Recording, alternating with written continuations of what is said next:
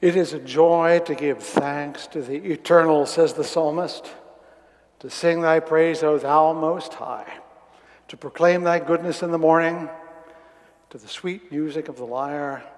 I sing for joy at all that thou hast done. I said some months ago that we have to find joy. It won't come and find us. We have to create it from we have to manufacture it from the ingredients of the day, because there will always be struggles and there will always be pains, but joy must be found and cultivated like a garden. So I ask you to create a little joy in your own minds and your own hearts as we sing. Singing may not seem like a joyful thing, but when you do it joyfully, it really does work. So no one has an excuse. I don't care what remote seat you're in. I'm watching you. You need to sing for your sake. The song we're going to sing together is hymn number 40. The morning hangs a signal. Shall we create a little joy in the house this June day?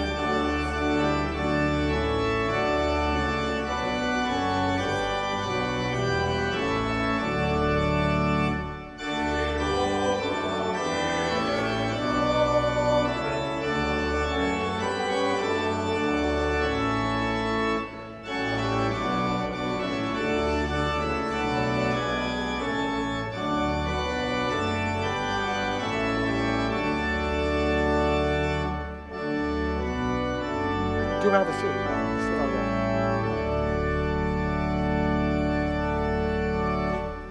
Please do be seated. I want you to join with me now in our responsive reading.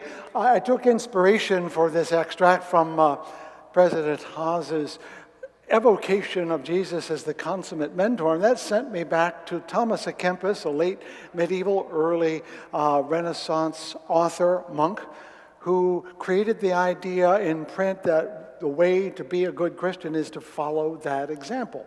And so these words are taken from his book. Please note that it's a little bit of a poke at the academic life, which I couldn't resist.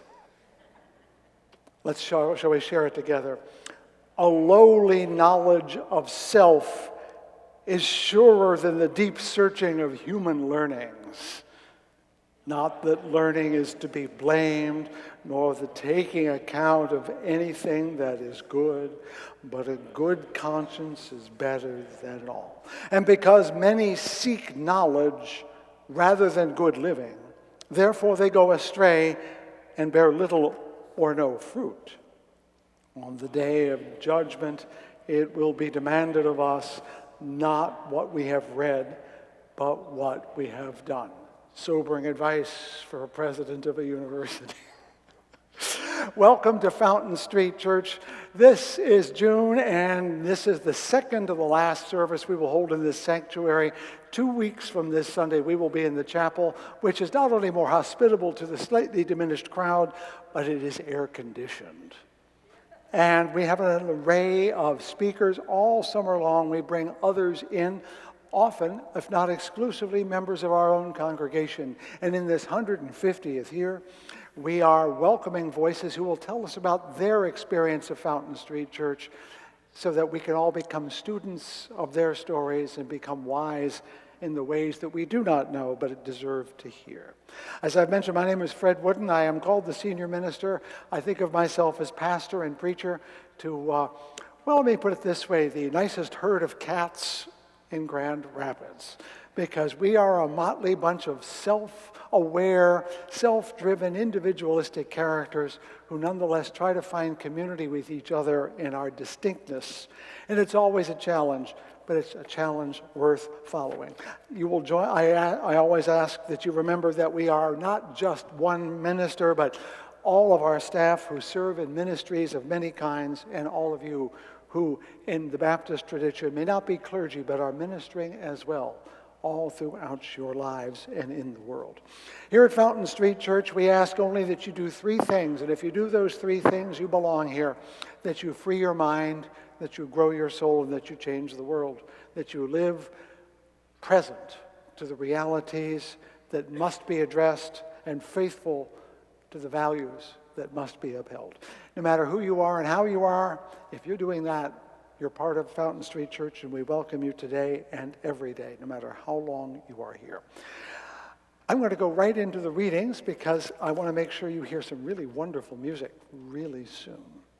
Readings, of course, are things from the past that we share to remind us that we are not alone in the world, nor the first people here, and that others have said wonderful things. Again, I've taken my inspiration from President Haas, and I've picked out 3 little pieces, all of which talk about the imitation of Christ from a different angle. Charles Sheldon, 100 years ago, wrote a book called In His Steps. And he was the person who first wrote down those words you may have heard over the years, what would Jesus do? And in that book he writes, somehow I get puzzled when I see so many Christians living in luxury and singing, Jesus, I my cross have taken, all to leave and follow thee. And remember how my wife died in a tenement in New York City, gasping for air and asking God to take the little girl too. Of course, I don't expect you people to prevent everyone from dying or starvation, lack of proper nourishment or tenement air. But what does following Jesus mean to you?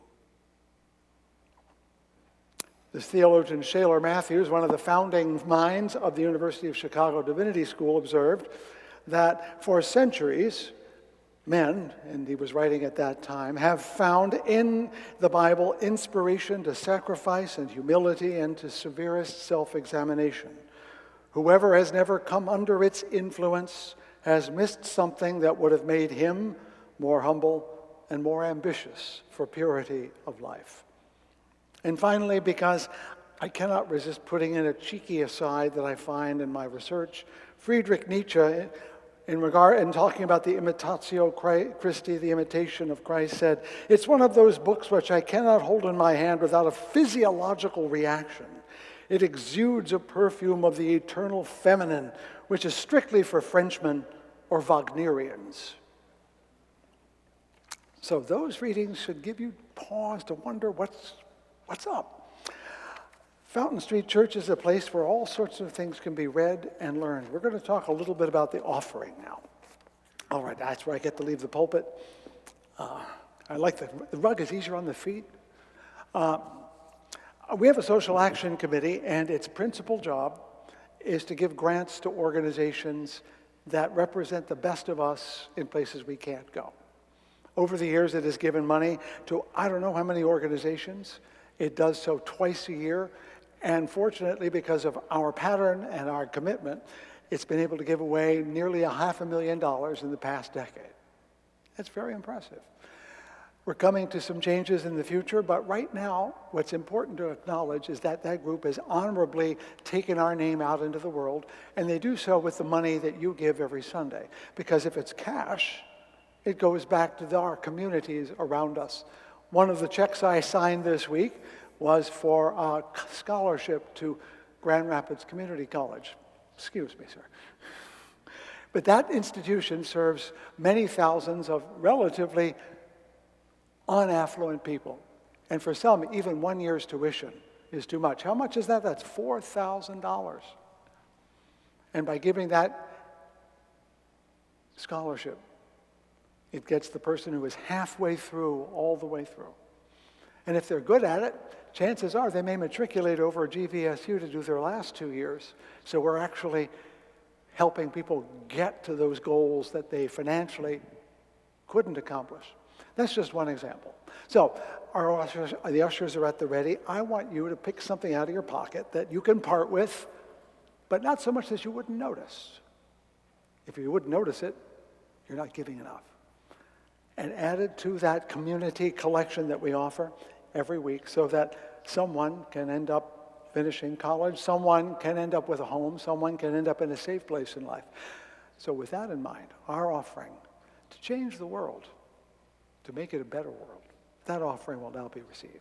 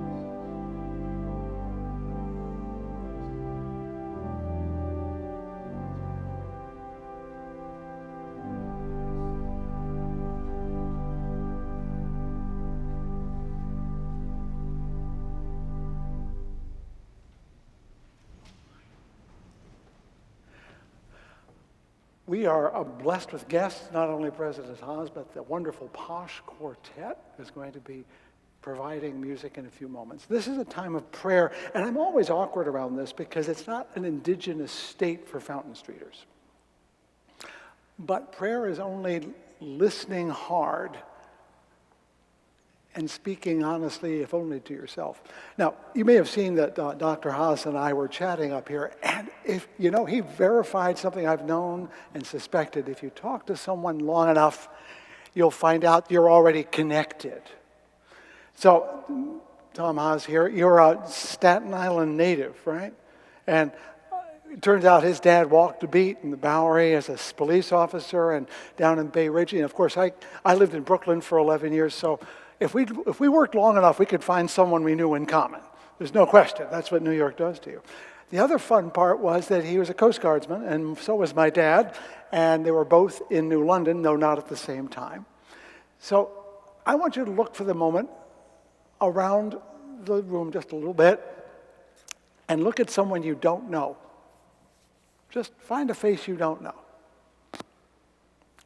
And I want you to make an effort inwardly now and later outwardly to find the connection you already have. Prayer is the art of connection. And you cannot connect with another until you're connected to yourself. So let's pause and grab our hearts and minds and try to find that connection to ourself, because that's what we give when we find the connection with others. Ancient of days, fount of every blessing, nameless but present in every breath, we sit here feeling like individuals, and yet we are a we as well. Distant though we may be, even in space, from that person who is 3 or 4 seats over, unknown to them in name or known in part. And yet inside each of us, in the cells that form who we are the same elements, the same stuff. We are so foolish to think we are different in ways that matter. We are no different from each other in a way more than the colors in stained glass windows which reflect the same light, however, of different shades. We pause here now to be reminded that we are blessed to be alive at all. A gift we did not summon and one we did not earn, one we cannot keep and one we must give away. In this moment, we look for whatever courage we have to be a mere person with a mere story that someone else can hear, that we might hear theirs, and restore that integrity of being. We need to feel whole and good and wise. You know that everything is of the same piece, that life is an undivided, untorn, and seamless fabric. Help us knit it a little more together for ourselves, to be present to ourselves, so that we might be present for others in ways we have yet to imagine. Upon these things and other things which have no name but live in our hearts, we pause now in that prayer which is found only in the presence of silence.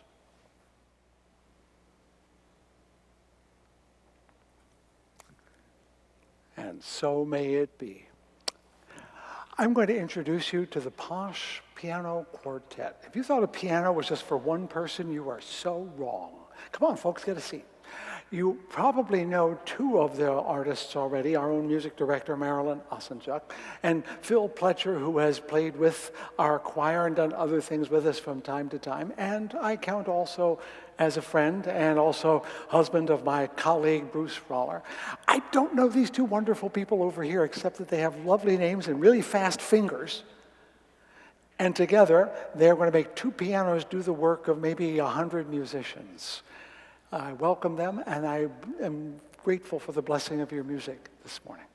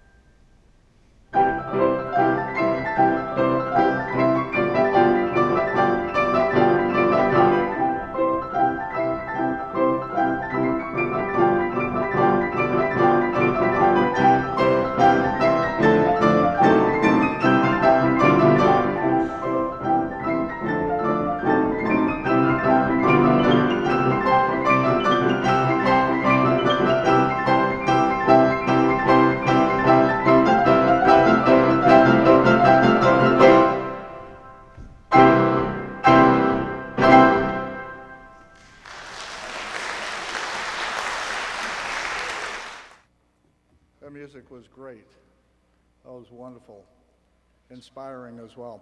And I have, I guess, had some sermons in churches before, but it was basically for Stewardship Sunday, and I'm down there and asking for money. And in my day job, I do that too.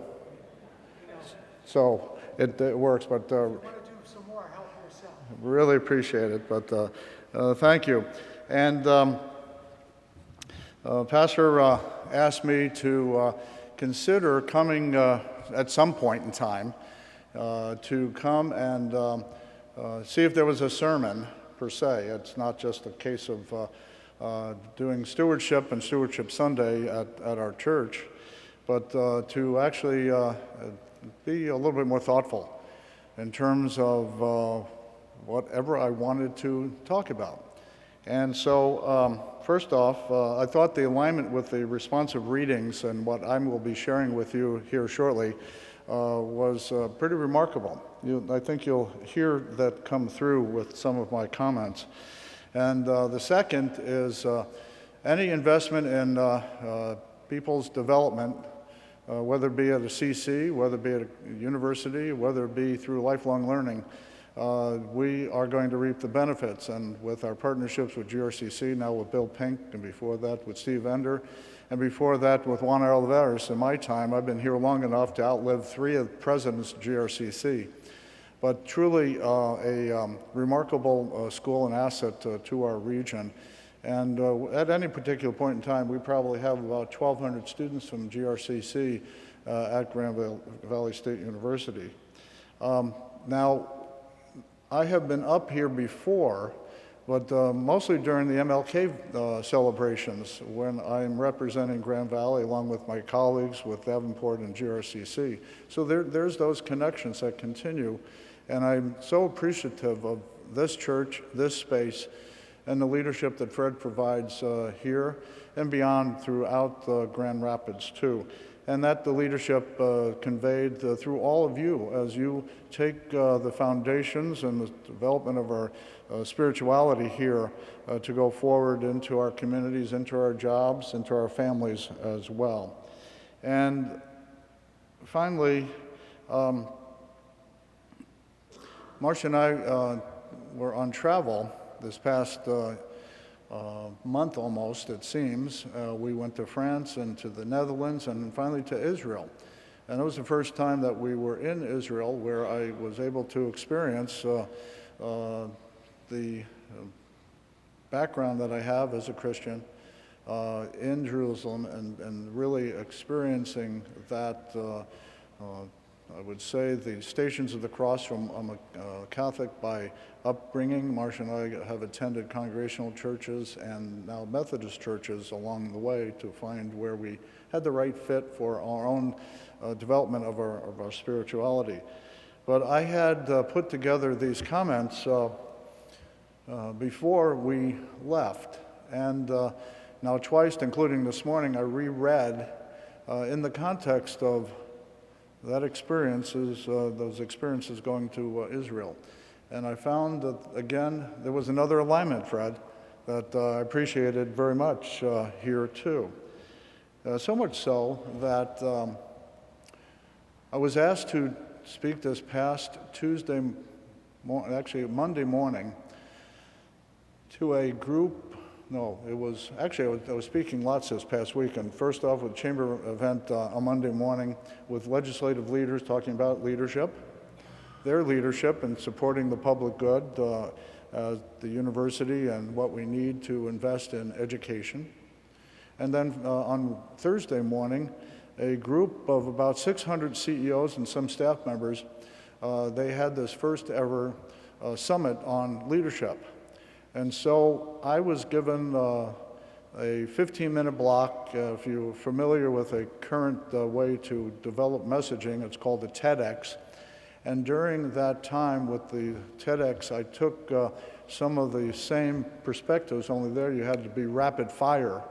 And I took a couple of the lessons learned during my reflections on developing this message for you this morning.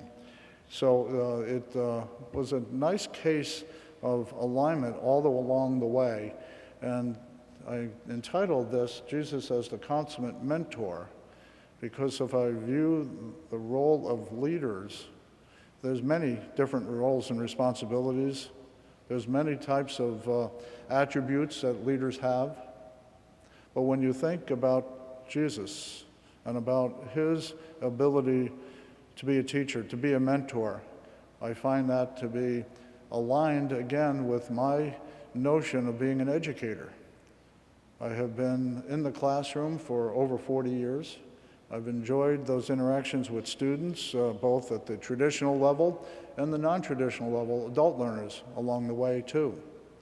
And in each case, finding to assist individuals in their pathway to create their talents and really drive them towards their potential of service to others. So this is what we'll be talking about then along the way. And for me, leadership lessons have been indeed very much a lifelong ambition that I have to continue to learn through the examples of others, through my reading. I have a library of different leadership books, everything from The Idea of a University by Cardinal Newman, as he led, and this was a text that was written back in the 1800s, still in my mind one of the consummate texts, to another one that I smile about, but it's pretty contemporary. It's Leaderships from Star Trek: The Next Generation. And I have used some of those storylines and learning as well, and everything in between. And along the line also understand that through leadership you're involved with decision making and how we go about that too. So let me get started then with that probably extra long introduction, but nonetheless I think it sets a good context. And I'm going to stick to my scripting here as best I can. Sometimes I go off script a little bit, Fred, so I might do that anyway. We often want mentors to show us how to live. Who does that better than Christ himself? We become mentored when we let him transform us and use us to help others. Servant leadership. We've heard that term time and again. An author that I really enjoy is Robert Greenleaf in that regard. Servant leadership. Jesus' life exemplifies all the great qualities found in the best and most principled-centered leaders. I say that clearly to you all, principle-centered leaders. Jesus was the master leader as described in Matthew 38, 10-20, John 2, 13-17, and Acts 4, 1-20. If you read those, it really captures what I hope to share with you over these next few minutes. And I want to share you this idea of a lifetime of leadership lessons all aligned with Jesus as my mentor. I'll focus on the 4 C's of leadership, with character being preeminent on this list. Leadership, as I define it, is the practice of competence and community and commitment and character, good character, through example, decisions, and actions that engage others to achieve shared objectives and aspirations is fundamental as a servant leader, always looking ahead and leading ahead. The rigors of leadership demand much of the practitioner. Leadership requires sacrifice and a predisposition to serve others. It mandates attachment to the ethic of professionalism, embracing responsibility and the complete acceptance of accountability as fundamental to attaining excellence. Leaders provide the example of relentless optimism which inspires others to reach their potential. Leaders communicate a vision and orchestrate a unified approach to success. Leaders embrace the necessities of competency, commitment, community, and character. They help individuals grow in their commitment then to those same C's. So let's look at them for a minute. Let's look at competency and commitment first. Competency in our workplaces and our communities is predicated upon a profound expertise and teamwork, and is the first step towards excellence and quality. I do that in my teaching. I do that in my administrative work as well. In other words, you got to know your stuff. Competency promotes sound judgment, common sense, effective decisions, and informed individual self-assessment. It is marked by the thirst of knowledge, critical thinking, adept analysis, effective communication skills. It sparks confidence in others and fosters the development of a personal framework of leadership. And when teaching leadership at the Coast Guard Academy many years ago, I always tried to help my students, the cadets at the time, as they would become leaders of character for our service and nation, develop that own personal framework that they would go forward with. And of course, adjust it along the way, just as a good Coast Guardsman does. He or she will adjust their sails accordingly to the weather and the conditions. Assimilating the need for lifelong learning and the importance of self-renewal, competency complements good character in cementing a humble deportment based on the recognition that there's much to learn. From Luke 24:32, one of the greatest strengths of mentoring by a leader is the ability to teach by words and actions. Jesus had competency. He was a teacher. He was a mentor. In concert with character, he was sowing the seeds of wisdom with his teaching. Commitment, that second C, is the bedrock of individual and shared responsibility. A selfless commitment to service, to mission, to duty, to family, to obligations or responsibilities and accountability with secure trust and others' welfare define commitment. Commitment is characterized by physical and intellectual courage in transforming ideals into visions and realistic outcomes, results. It is charged by a relentless sense of optimism, devotion to others, sense of compassion, and serving friends, family, and others. A leader's sense of commitment inspires others to act with ownership and transcends the shackles of self-interest and vanity. Commitment promotes sacrifice. From Timothy 4:7, quote, "I have fought the good fight. I have finished the race. I have kept the faith," unquote. Examples of commitment are found throughout the Bible, with two of my favorites. Proverbs 16:3, "Commit to the Lord whatever you do, and he will establish your plans." Solid advice from Proverbs. And Psalms 37:5, "Commit yourself to the Lord. Trust in him, and he will do this," unquote. Commit to the mission. As a Coast Guard guy, we had the mission. As a university president, we have the mission. In this case, at Grand Valley, it's shaping student lives, professions, and our society. Shaping students, that's who we're serving. And we're serving with noble calling as an educator. Commit to the mission. It takes courage. It cements the habits of initiative, striving for excellence, and facilitates the achievement of quality. Two other C's along the way. Leaders must develop and maintain a sense of community. It is the feeling of security and confidence circumscribed by our sense of humanity. Leaders promote an environment where people can embrace and learn from their mistakes, where honest and open relationships are the norm, where colleagues voluntarily excel and constructive conflict is accepted as a means for renewal. Community elevates the interconnected nature of our existence and promotes a concern for others.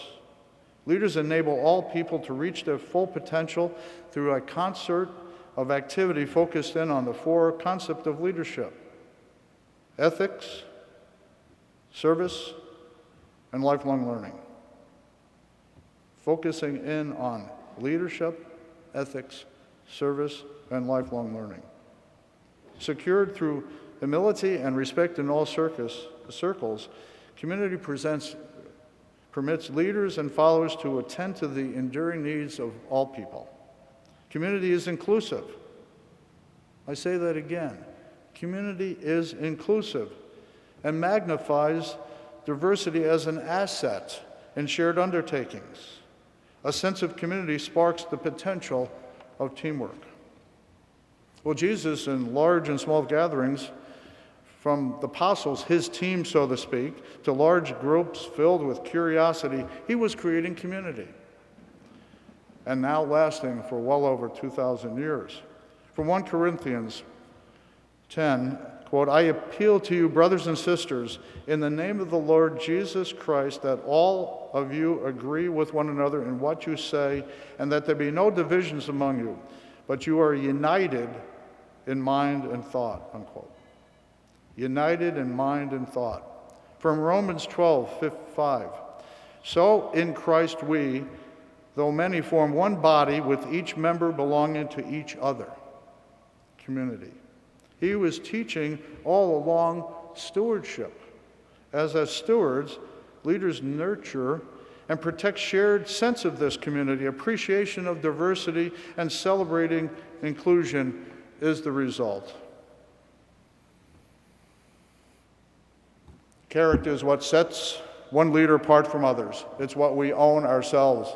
And when I teach to whether it be adult learners or traditional students, talking about leadership, talking about character, you own your character. It is who you are. Leaders do the right thing.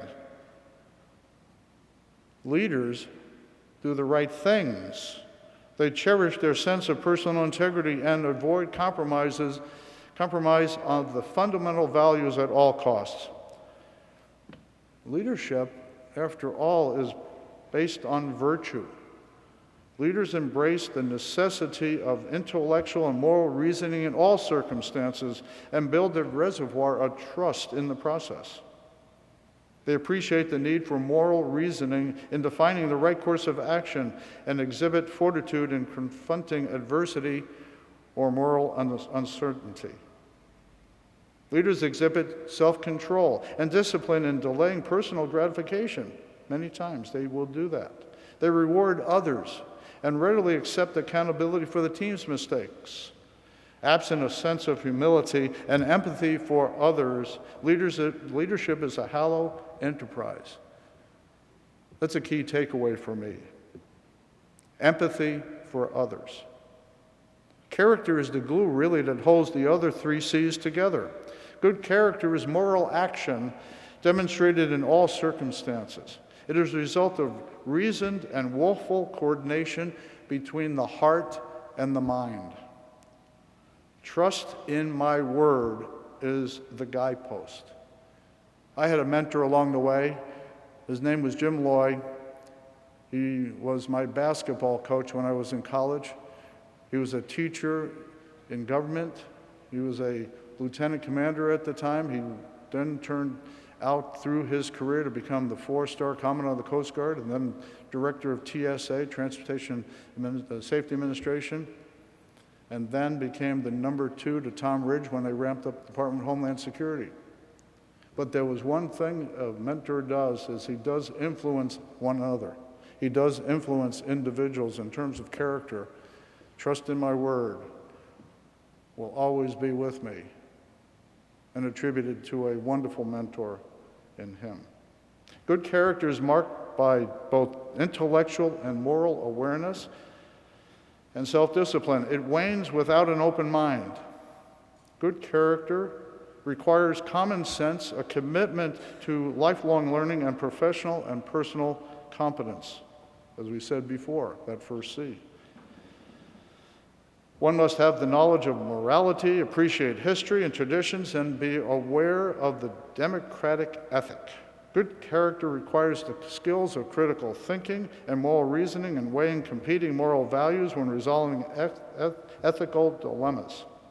It demands that the talent of the self-practitioner to self-assess. One needs to continue to talk to him or herself, to introspect, to observe, to listen to oneself and to others without bias or selfishness. Good character requires informed dialogue between the mind and the heart, and the intellect and the conscience. Good character requires an informed conscience which constructively conveys moral sentiments and plays an active role in decision-making.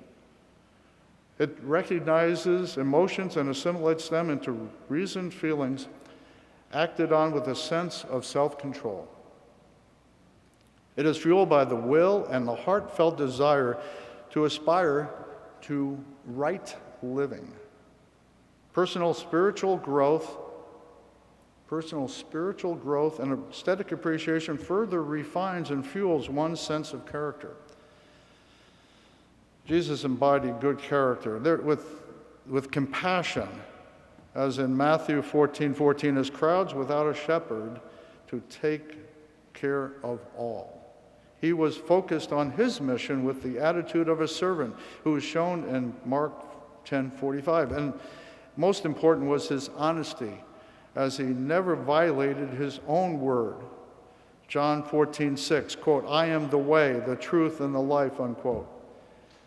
All in the character of a mentor. And finally, John 15:12-13, quote, "My command is this, love each other as I have loved you. Greater love has no one than this, to lay down one's life for one's friends." So in summary, good character fosters commitment to obligations and promotes good acts defined by responsible, accountable behavior. These acts are tied to an individual's sense of morality and vision. Empathy, the ability to place oneself in the shoes of another and feel what they feel, is an essential part of good character. The hallmark of good character is the humble deportment when serving country, community, and subordinates that supersedes self-interest. It is characterized by a habitual behavior, not isolated actions. It promotes the ability to do the right thing and stand up in the face of adversity. Good acts set the best examples and provides the most powerful individual and organizational statements. After all, is this not what Jesus stands for? Isn't it why he is the consummate mentor? And through his mentoring, we can stand with him in the service to others. But I shared this with the folks on Thursday. There is one more C, and Marcia heard this as well. One more C. And it really ties into the notion of stewardship. It's caring. It's caring about oneself. It's caring about those for whom we were responsible in mentoring, in teaching, and providing an example.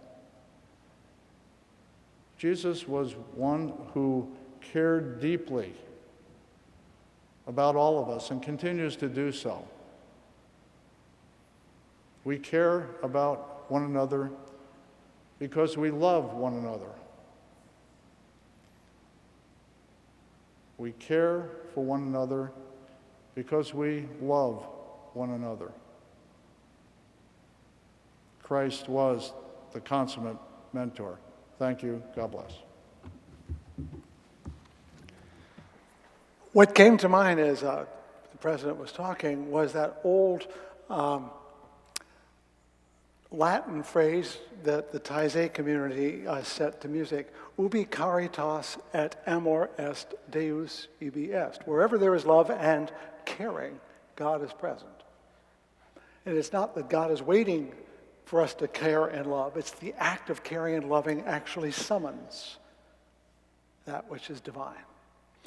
And I heard that very much in what you were saying, that when we are committed to a deep relationship with others and to an honest relationship with ourselves, we can all be leaders in a moment when we are needed to stand up, sit up, and act up. So I appreciate your comments, Mr. President. We're going to sing a song. We're going to sing Life is the Greatest Gift of All. I think that's in your hymn book. Let me make sure I get the number right. And then you're going to sit down because I want to have a benediction that requires your attention. And I want you then to sit through the entire postlude because it is so much fun. And if you start getting up, the show will go. So we're not going to leave. We're going to sit here and have all the best fun in the world. I want you to play like you're having fun, right? Have a lot of fun. So let us sing our hymn number 1331, Life is the Greatest Gift of All, sometimes called St. James Air. Then sit down, okay? Let's sing together.